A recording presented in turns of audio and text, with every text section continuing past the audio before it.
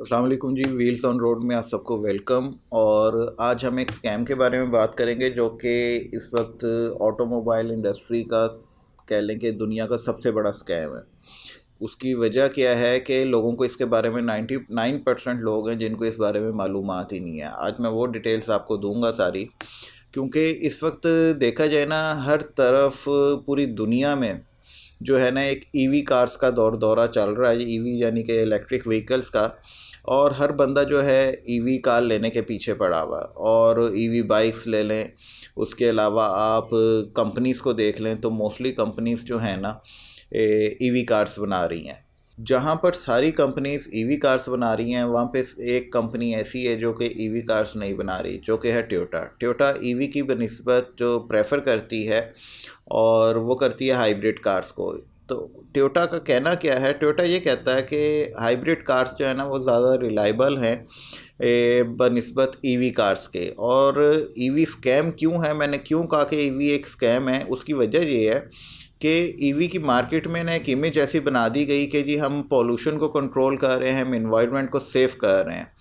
तो जबकि ये सब कुछ झूठ है। उसकी वजह क्या है, उसकी वजह ये है कि इसकी एक डार्क रियलिटी है जिसके बारे में हम बात करते हैं। ईवी कार की बैटरी जब बनाई जाती है ना, सबसे पहले तो उसमें से ग्रीन हाउस जो गैसेस हैं वो निकलती हैं।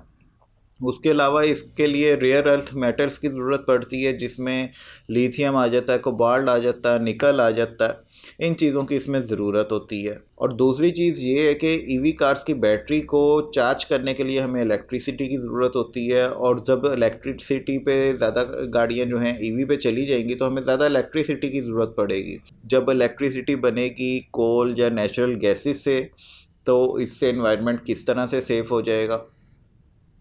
टोयोटा इस बारे में कहता है कि ईवी से बेहतर ऑप्शन हाइब्रिड कार है, क्योंकि एक ईवी कार को बनाने के लिए जितने रिसोर्सेस लगते हैं ना, उतने में 90 हाइब्रिड कार्स बन जाती हैं। एक ईवी कार की जगह 90 हाइब्रिड कार्स। और ये 90 हाइब्रिड कार्स मिलकर एक ईवी का कंपैरिजन करें ना अगर, तो वो 37% कार्बन एमिशन को कम कर सकती हैं, जबकि ईवी में कार्बन एमिशन ज़्यादा होता है। दूसरा वजह ये है कि अब जैसे इलेक्ट्रिसिटी ज़्यादा चाहिए होगी तो हमारे पाकिस्तान जैसे ममालिक और दूसरे इंडिया हो गया, दूसरे ममालिक, गरीब ममालिक जो कह लें, तो उसमें ये देखें कि ईवी कार की एक तो कीमत बहुत ज़्यादा है, दूसरा हमें इलेक्ट्रिसिटी ज़्यादा चाहिए होगी। जब ज़्यादा इलेक्ट्रिसिटी होगी तो गवर्नमेंट को इलेक्ट्रिसिटी ज़्यादा बनानी पड़ेगी। और इलेक्ट्रिसिटी वैसे ही हमारे मुल्क में इतनी महंगी है कि लोड शेडिंग नहीं ख़त्म कर पा रहे, हम उसका शॉर्टफॉल नहीं पूरा कर पाते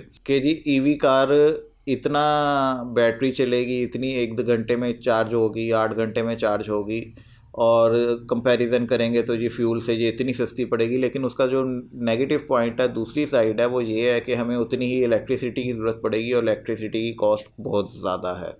तो इस वजह से भी जो है ईवी कार अनअफोर्डेबल होगी आने वाले वक्त में। जहां ईवी कार्स की, इलेक्ट्रिक व्हीकल्स की कीमत ज़्यादा है, वहाँ पर इनकी रिपेयर, मेंटेनेंस, रिलायबिलिटी, इन चीज़ों का भी बड़ा फ़र्क है। क्योंकि ईवी कार्स की रिपेयर मेंटेनेंस बहुत ज़्यादा होगी। उसकी वजह ये है कि टोटली कंप्यूटराइज्ड कार्स हैं, और अगर बैटरी ही इसकी जब रिप्लेस करनी पड़ेगी तो वो एक अच्छी खासी अमाउंट रखती है।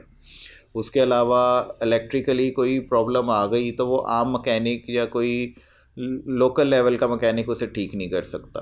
तो ख़ासकर पाकिस्तान जैसे ममालिक जहाँ पे कह लें कि बिजली काफ़ी महंगी हो, बिजली का शॉर्टफॉल चलता हो, इकॉनमी स्टेबल ना हो, एक और महंगाई कंट्रोल ना हो रही हो, तो वहाँ पर ईवी कार आप बचत के लिए नहीं लेंगे, ज़रूर बचत के लिए, लेकिन वो आपके नुकसान के लिए होगी और आपके आने वाले वक्त में नुकसान के साथ साथ आपको ज़हनी अज़ियत भी देगी। तो सोच समझ के फ़ैसला कीजिए, ये एक बहुत बड़ा स्कैम है। और जो लोग ईवी बाइक्स ले रहे हैं उनकी अक्सर कंप्लेन ये आती है कि अगर बैटरी 30-40 या 50% पे भी है ना, और वो 10 किलोमीटर दे रही है, बिलफर्ज कि 10 किलोमीटर का फासला दे रही है, तो जब हम उसे ड्राइव करते हैं तो वो 2 किलोमीटर के बाद ही बैटरी ज़ीरो के बंद हो जाती है। इस स्कैम की एक सबसे बड़ी निशानी ये भी है कि ये जो बैटरीज लगाई जा रही हैं स्पेशली मोटर बाइक्स में, ये गैर मेयारी हैं, इनका कोई स्टैंडर्ड नहीं है, इनकी कोई लाइफ नहीं है। और इन्फॉर्मेशन अच्छी लगी हो तो वीडियो को लाइक कीजिएगा, चैनल को सब्सक्राइब कीजिएगा। शुक्रिया, अल्लाह हाफ़िज़।